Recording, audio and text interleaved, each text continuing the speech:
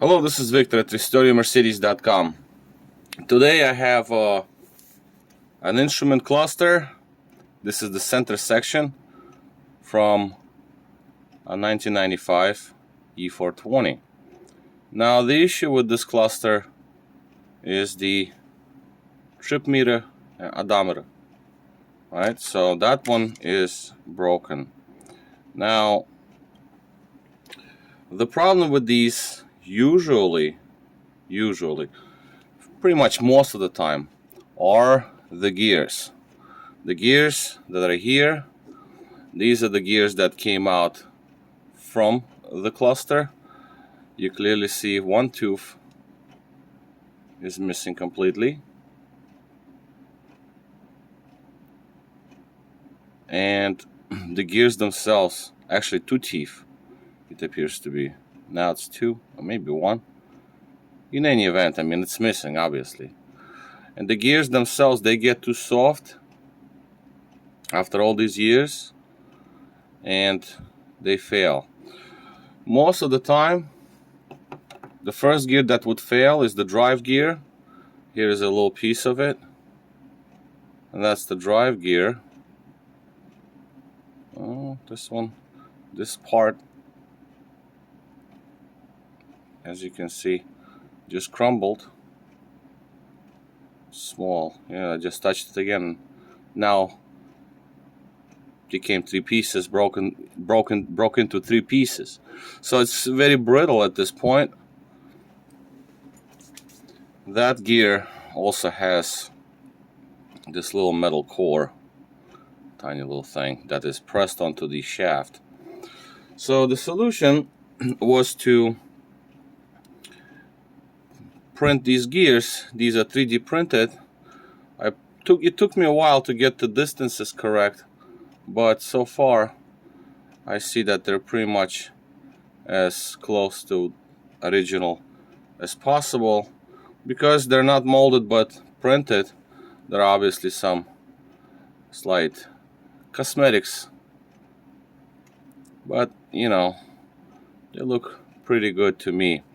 Most importantly is the actual teeth, obviously the pitch, and all of that good stuff, because materials, when you print them, they can warp, they can expand, and it took me a long time to get the materials right, an expansion rate right, because you know they never usually come out perfect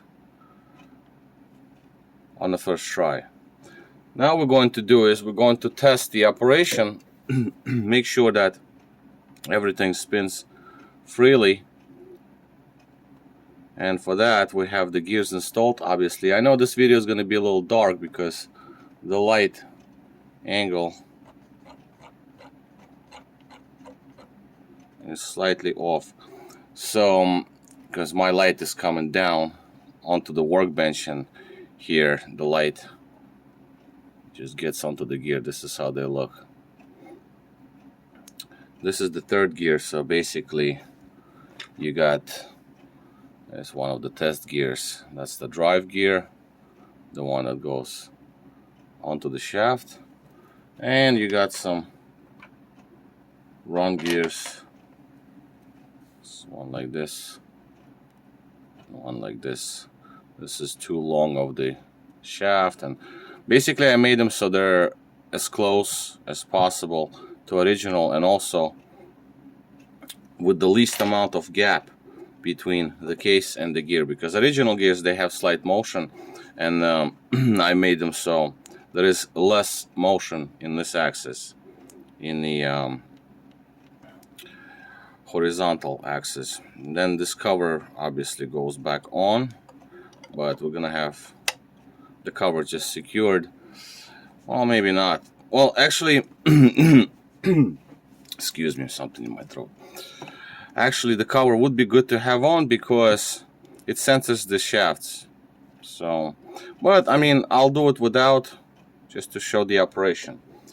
Now let's get the power going, and we're gonna have to alternate the other probes. So basically you got these lines You got these lines on these gears that are just like regular marker, Sharpie marker lines, and all we need is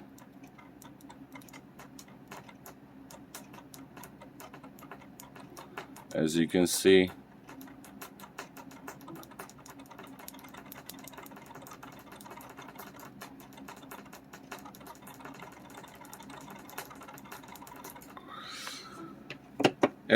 the gears spin, so that means we did a couple of revolutions. If I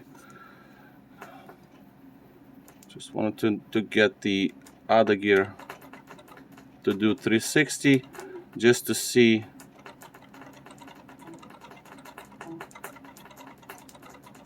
the outer gear, the one to the right.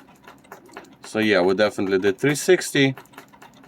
And after this, I'm going to also check up on the spinning of these gears when I put the plate back on.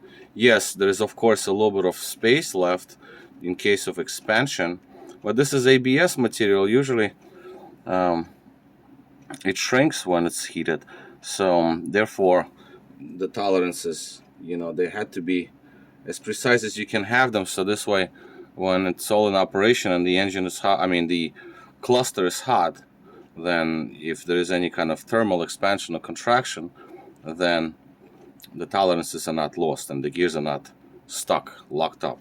And you can see they move freely. As you can see, there's space there, right? There's space on shafts and there's spacing on the gears, and obviously on this one. Okay, so now it's time to put the cover back on, test it with the cover on, and resolder the connections here that I had to unsolder because I didn't want to damage the chip.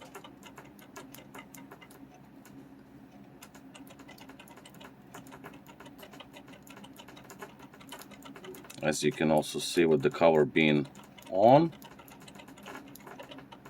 gears spin freely. There is still some slack. There's a little bit of spacing left even with the cover on, because that's important. You have to give it a little bit of room to move in case they expand and you don't want them to get stuck in there. And the bottom gear right there, yes, that one is also free.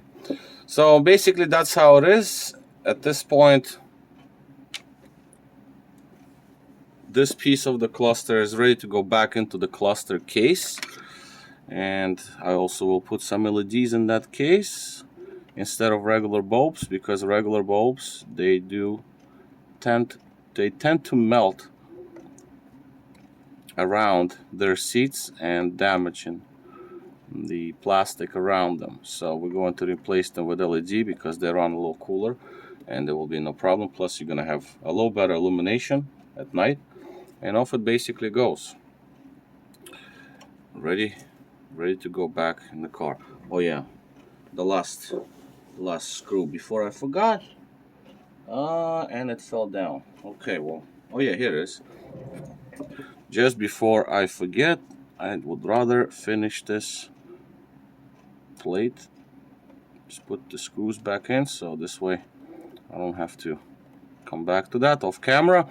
But basically that's how it is. This shaft, you can't really just like take it off, so you have to grind it down to remove it. Plus to reinstall it, you have to, it's a little process, but not the end of the world.